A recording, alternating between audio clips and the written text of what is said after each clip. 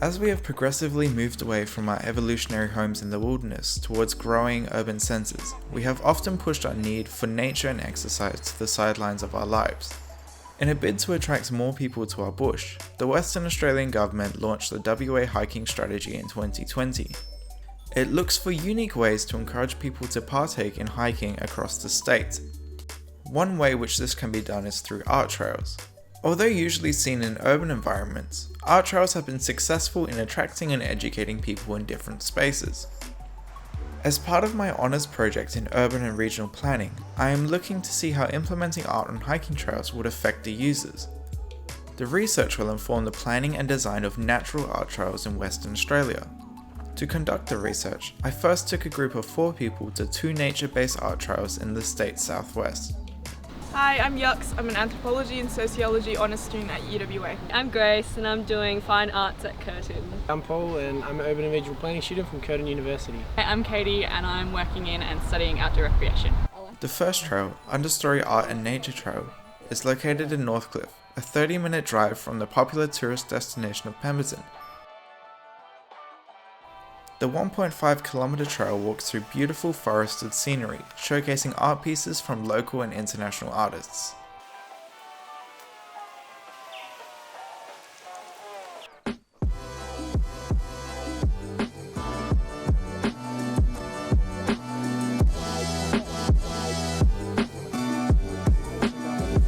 Whoa, this one's cool as.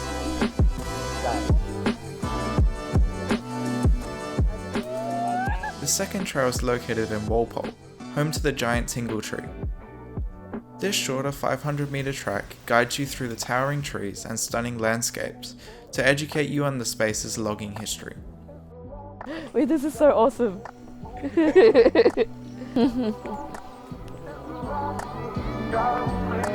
Oh yeah, like Oh yeah,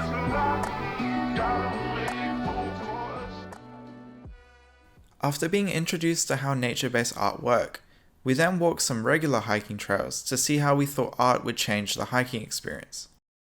First, we tried our hand at walking the opening section of the Bibbulmun Track, a world-renowned trail which spans all the way from Kalamunda to Albany, 1,000 kilometers long.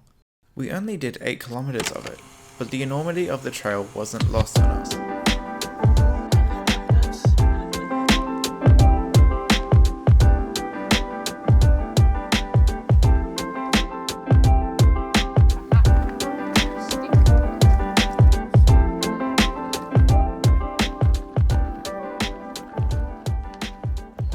Secondly, we did a smaller trail called Whistlepipe Gully, located 30 minutes from Perth CBD and right next to the popular Lesmurdie Falls.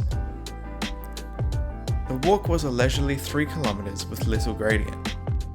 The site was home to one of Perth's organic architects, Wallace Greenham, who for a little while lived in the space before his Japanese-style house was demolished, leaving the foundations that remain today. Along the hiking trails, participants pointed out art spots where they thought art pieces could fit into the landscape. A lot of these were spaces that had pre-existing platforms, clearances, or interesting natural elements. On both trails, a lot of the art spots were located near frictions on the track, such as rocky inclines or nice views, where the group were already walking at a slower pace. This is most likely because they became more observant the slower they moved along the trail.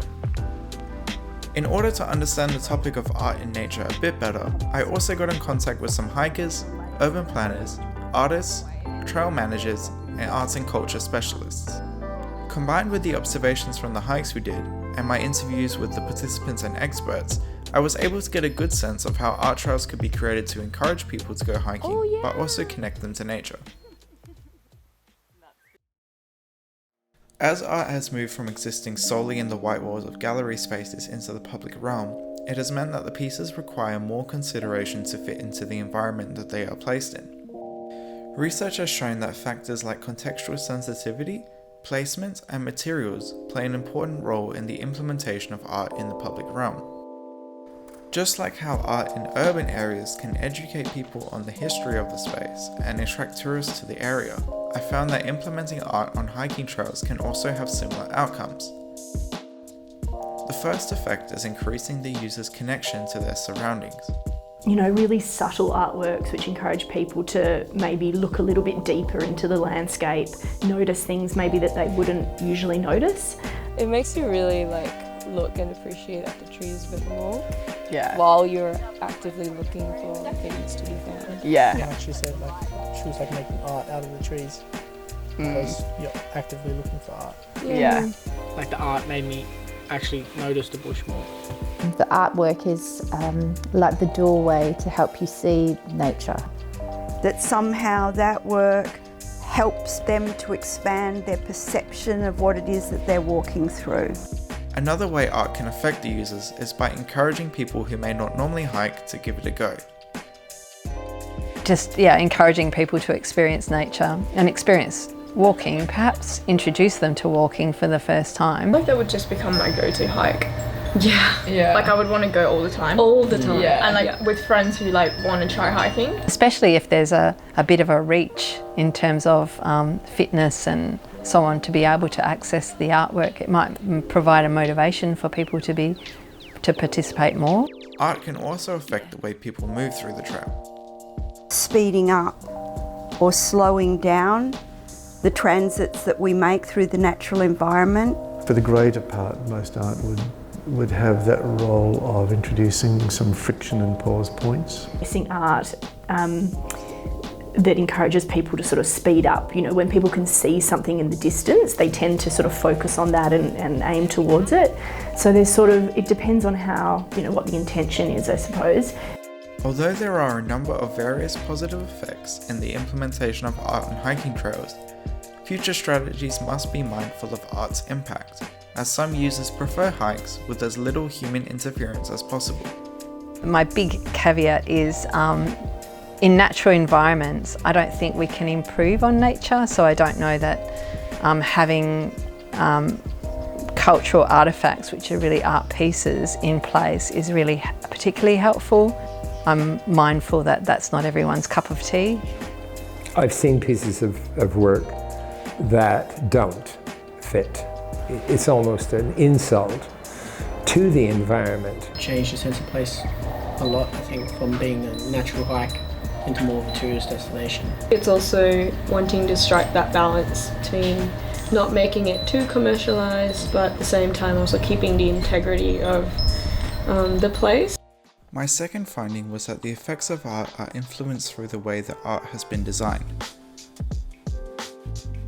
The first way is to be mindful of the art's context, giving careful consideration to the history, culture and community in the surrounding area. Yeah. I really like the charcoal faces. I like that it was specific to the history and culture of Northcliffe and how it's about, recognising and acknowledging the people who were affected by the 2015 bushfires. For example, it's a great way to introduce Indigenous narrative where that may otherwise not be evident. Of course, you want to engage appropriately and bring forward Indigenous artists to be delivering that. I know Swore Brick was chosen because of the logging activity that went in there and the protests, so just walking through that forest you wouldn't understand the history, but then having the pieces there, like the giant mirror, which is very reflective piece, literally and figuratively. Just to make you think a bit more about nature and why you're actually hiking. Secondly, the placement of art can influence the users and how they experience the trail. So I wanted to look up, and I wanted for people to look up, and it almost be like a surprise, because when you're walking through the bush, you're looking down, you're looking at things at the macro level, and then every now and again, boom, there's this experience. That's why I think in rest stops it works really well, because people can have a drink and have a look at the view and oh look, there's a piece of work here, what is it about? On a hike trail where you can spread things out and give things a little bit more space and allow people to sort of contemplate things between works, essentially. It would almost be like a jump to jump. If there was too much stuff, you'd be like, oh, I can see the next piece, let's go there. Yeah, that's true. Materials also play an important role in the design of art. The use of natural materials was found to engage more with the art piece's natural context. If we work with the materials that are here, then we start to create individuated works that apply to this place. Like using the materials found in this space would be a really, really nice tribute to the nature. With the two floating pieces, the halo and the feather, I think the poles and the wires, especially because they're not made from natural materials, really take away from the experience and the experience. We would look at probably more permanent pieces. We can consider ephemeral art depending on how long it might last. Although the concept of implementing art on hiking trails is an emerging branch of public art in Western Australia, the research received a positive reception. As long as design features such as materials, placement, and being contextually sensitive are adhered to, the art has a greater chance of connecting the users to nature, attracting more people to enjoy hiking trails, and change the way users move through the space. If art is to be implemented on hiking trails near Perth's constantly growing urban environment, it has the ability to encourage more people to partake in hiking, benefit from exercise and exposure to nature, and learn more about the history of Western Australia. Although, care does have to be given to ensure the art does not detract from the natural space. So, where to next? The findings from this research have the ability to comment on urban planning and placemaking by revealing the effects art can have in natural environments. Most hiking trails in WA exist on Crown land, which means they are under the ownership of the local and state government. This research has the ability to inform future public art strategies and policies in Western Australia, bringing the idea of natural art trails to the attention of local and state governments.